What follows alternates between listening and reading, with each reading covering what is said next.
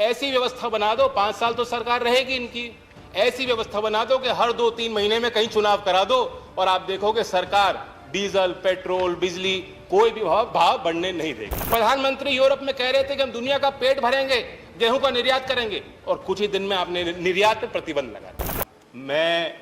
मुझसे पहले माननीय सदस्यों ने भी बात रखी, पहले श्रद्धांजलि दूंगा माननीय सुषमा स्वराज जी को, और इसमें कोई शक नहीं है, मुझे याद है मैं लोकसभा में उनके भाषण को मैंने सुना, जिस तरीके से जमीन से जुड़ी बात, एक गृहिणी का दर्द, घर गृहस्थी की बात, मध्यम वर्ग और गरीब के दर्द को, पीड़ा को वो बयान करती थी बेखूबी तरीके से।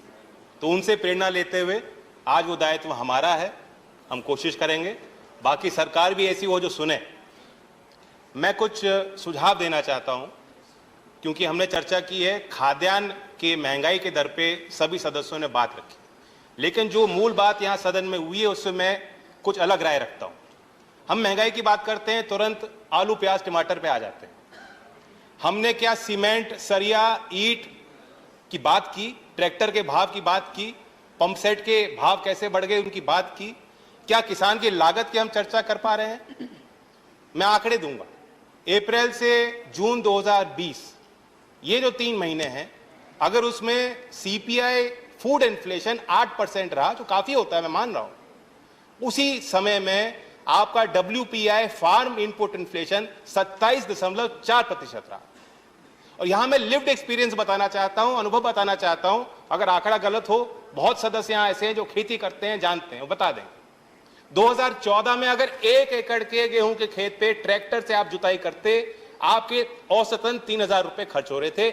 आज 8 साल बाद 5400 रुपए खर्च होते हैं। 1 एकड़ के धान की खेती आप करते, 300 रुपए का बीज आ जाता था, अब 600 रुपए लग रहे हैं। आपके खाद और दवाई पे अगर 3000 रुपए 2014 में खर्च हो रहे थे 1 एकड़ के धान की खेती करने वाले किसान के लिए, आज 6000 रुपए तक वो आंकड़ा पहुंच गया। तो हम सिर्फ महंगाई की बात करें, ठीक है, टॉप है, आपने स्कीम बनाई, 2018 में 500 करोड़ दिए। सवाल बनता है कि उस संसाधन का क्या प्रयोग हुआ? क्या हमने खाद्य प्रसंस्करण की इंडस्ट्री को, फूड प्रोसेसिंग को बढ़ावा दिया है? क्या ये सच्चाई नहीं है?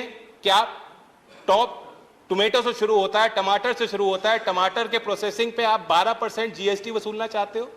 क्या ये सच्चाई नहीं है कि पोटैटो को प्रोसेस करने के लिए अगर आप चिप्स बनाएंगे, नमकीन बनाएंगे, तो उस पर भी आप 12% जीएसटी वसूलना चाहते हो?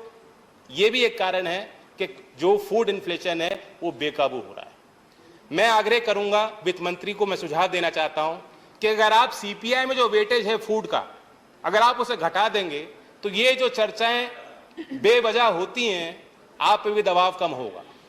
आप तुलना कीजिए, जर्मनी में सीपीआई का वेटेज फूड का क्या है? 8.5%, ब्राजील में 25.5%, चाइना में 19.9%, पाकिस्तान में भी 35% है, हमारे यहाँ 46% है। इसलिए दूध का भाव 1 रुपए बढ़ जाएगा तो त्राही त्राही मच जाएगी, आप पे भी दबाव बन जाएगा और फिर आप व्यवहारिक फैसले नहीं ले पाती हो।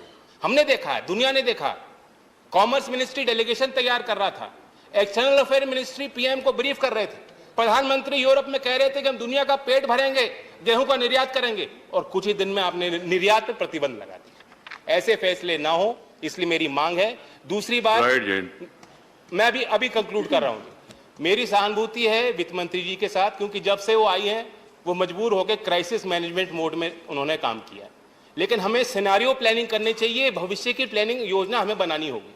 मैं पूछना चाहता हूं, आज मॉनसून डेफिशिएंसी है, उत्तर प्रदेश में, बिहार में, झारखंड में जितनी औसतन बारिश होती थी नहीं हुई।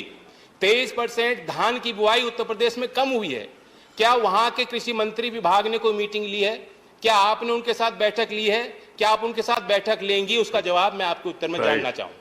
और अंततः जो आम आदमी कहता है उसके पास सारी चीजों का समाधान है। मैं बताना चाहता हूं कि एक आम आदमी ने मुझे कहा कि आप सदन में जा रहे हैं, चर्चा करेंगे, वहां ये समाधान दे दीजिए ना। मैंने पूछा क्या समाधान है? उसने कहा सरल है, ऐसी व्यवस्था बना दो, 5 साल तो सरकार रहेगी इनकी, ऐसी व्यवस्था बना दो कि हर 2-3 महीने में कहीं चुनाव करा दो और आप देखोगे सरकार डीजल, पेट्रोल, बिजली कोई भी भाव बढ़ने नहीं देगी। राइट, धन्यवाद। राइट,